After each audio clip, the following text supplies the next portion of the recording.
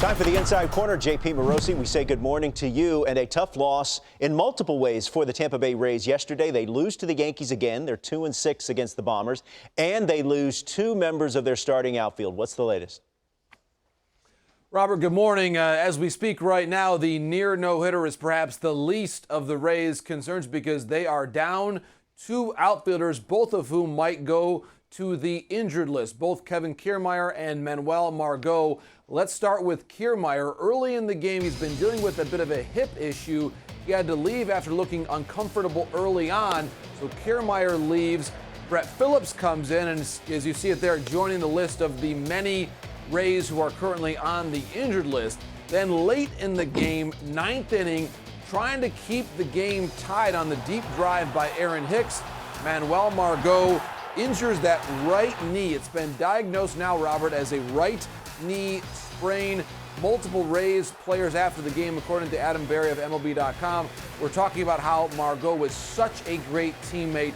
He's always selling out for the team, trying to obviously prevent any run, any hit in that situation, certainly put himself at great peril in doing so, and now likely joining this list of players on the injured list. Again, according to Adams reporting, Luke Raley and Jonathan Aranda could possibly come up from the minor leagues to take those two roster spots.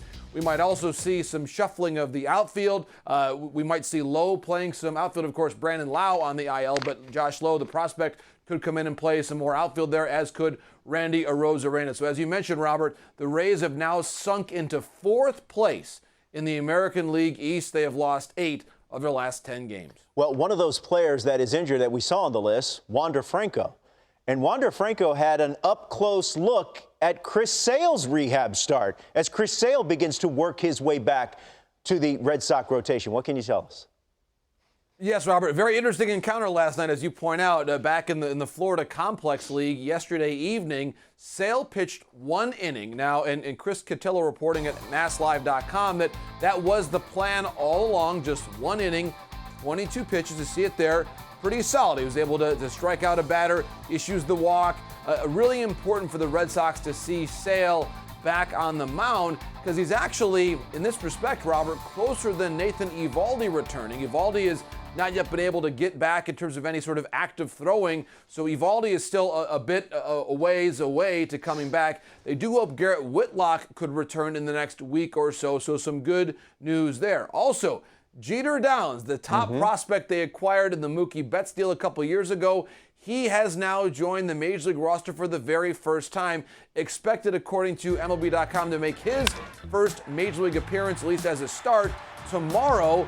Tough assignment against Tigers lefty Tarek Skubal, who may certainly be on his way to the All-Star game. But Downs is a really exciting athlete, plays a very good shortstop. His offensive numbers at AAA this year, Robert, have not been great, but when he spoke with reporters yesterday in Boston, talked about how he feels he's been able to get a better feel of the strike zone as the year has gone along. So certainly Jeter Downs, a good amount of at-bats now underneath him. He is ready to have this role. It might be a short stay for him at the Major League level because they do expect to have Kike Hernandez and Christian Arroyo back from the injured list in relatively short order. Well, he's got a great name, Jeter Downs. Spencer Strider has a great nickname, Quadzilla. He gets the start for the defending world champions as they could. Yeah, I'm not sure what that was, but I like it. He gets the start tonight against the San Francisco Giants. What has he meant to the Braves rotation this year?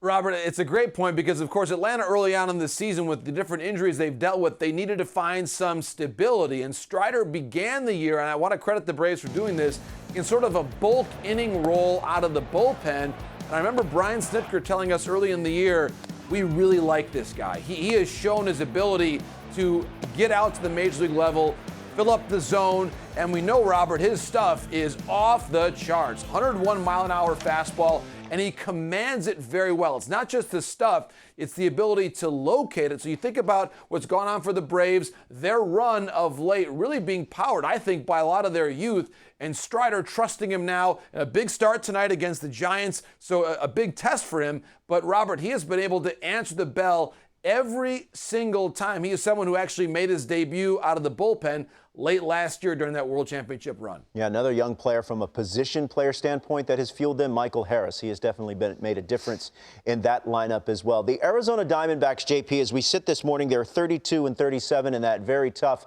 National League West. What do you think their plans are going to be as they approach the trade deadline?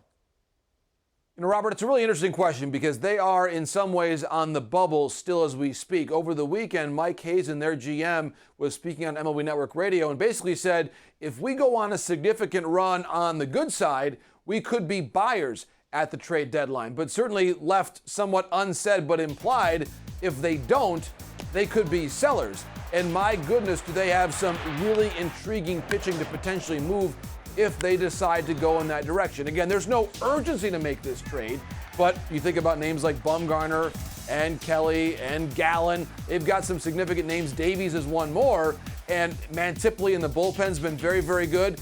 Mike Hazen was very careful to say, Robert, in this interview, that he does not feel as though they have to make a dramatic move to rebuild the farm system. The farm system for the Diamondbacks is in pretty good shape, but you see it there. There's a pretty significant gap even between where they are and where the resurgent Phillies are at the moment. You think about the NL West, how tough it's going to be to gain ground there. Padres, Dodgers, Giants ahead of them. To me, Robert, the Diamondbacks are one of the most intriguing teams to watch carefully in the weeks ahead. If they don't make a significant move by the All-Star break up in the standings, I would say that they're going to have a lot of teams calling them on their starting pitching, and I think Mike Hazen's going to have some really interesting offers to sift through as we approach that August 2nd trade deadline. All right, JP Morosi, good information as always. We'll talk to you soon. Thanks. Thanks, Robert. All the best.